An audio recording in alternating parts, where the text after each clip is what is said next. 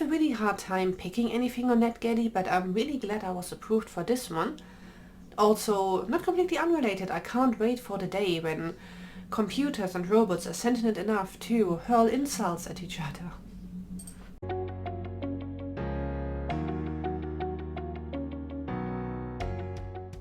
Hi folks, welcome back to my channel. I'm Kat and today I would like to talk about The Terraformers by Annalee Newitz. This book is out on the 2nd of February in the UK and I think a day or two earlier in the US. I will leave links for pre-ordering and stuff below. And also, because it's not out yet, I will try to keep all of the spoilers to myself. It's gonna be difficult. The book starts out with Destry, an ERT ranger who is in charge of keeping the balance on Sask-E, a planet that is being terraformed for human habitation. Destry, Whistle, a moose and a mound, and their team head out to a volcano to investigate an oddity, and they find a whole civilization living there of people that were supposed to die out a couple of 100 years ago when their part in the terraforming project was done. Together they try to carve out a space for the city and civilization on a planet that is technically owned by a corporation. In the second part we skip several centuries into the future and join Sulfur, who has to go on a survey mission with a Verdance employee, the corporation that owns the whole planet, to figure out what the best public transit system is for the cities that have sprung up on the planet. In the third part we follow Sulfur's kid and again jump a bit into the future and see how the situation on the planet goes from bad to worse. Since the book is sectioned into 3 parts, you follow a different set of characters each time, and as soon as you get used or attached to one set, you pretty much go on to the next one. You only ever very tangentially hear something about them or see them again. Some of them pop up back up again, but only in very short scenes. So I was a bit sad about that because I liked all of them, and as soon as I felt really attached to them we had to move on, kind of, and yeah. I was also very upset about one character nearly dying in part 1, and then I was very worried about all of them in part 3, and this book has no issue killing off characters if it serves the story, so nobody's as safe as I would like it to be. The world building is excellent in this. Not only do we have several species of humans, some of them read a bit like Neanderthals, or like they are being treated as if they were Neanderthals and like, you know, beneath or behind the current human sapiens, but they're really not. But we have several species of humans, and then we also have animals that have joined the Great Bargain, which made them far more intelligent, capable of speech, texting, because everybody is networked, so you can just text people with your brain essentially. And we also have sentient machines. So there's a lot going on there. Animals that joined the Great Bargain acquired rights as persons. But on the flip side of this Great Bargain, there are corporations who limit people in their abilities. For instance, Destry's mount Whistle is a moose, and because he's designated as a mount, he can only form simple sentences and he's just limited in some things.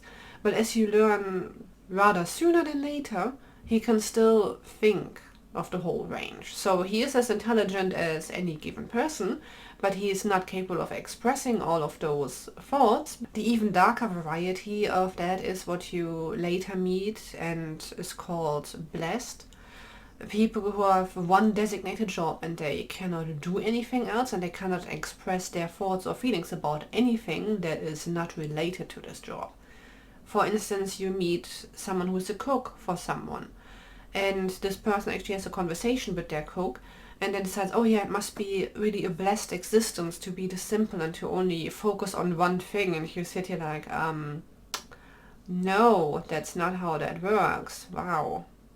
So it goes really dark places. I adore the uncomplicated depiction of all relationships that the characters have that we follow.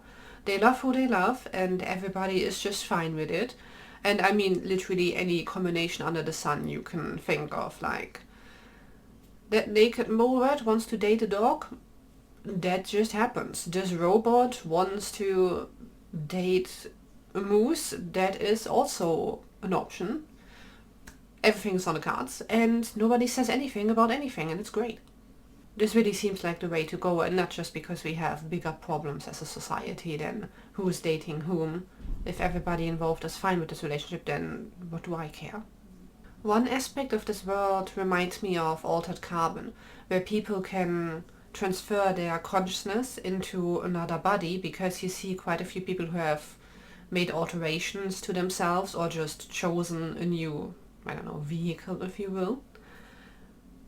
And so some of them can get very old. So we meet someone who's like 1,000 years old, and you would think that you get to see the same effects as you see in Altered Carbon, where they don't even know what to do with their lives anymore and they have experienced everything, so what is there left to do?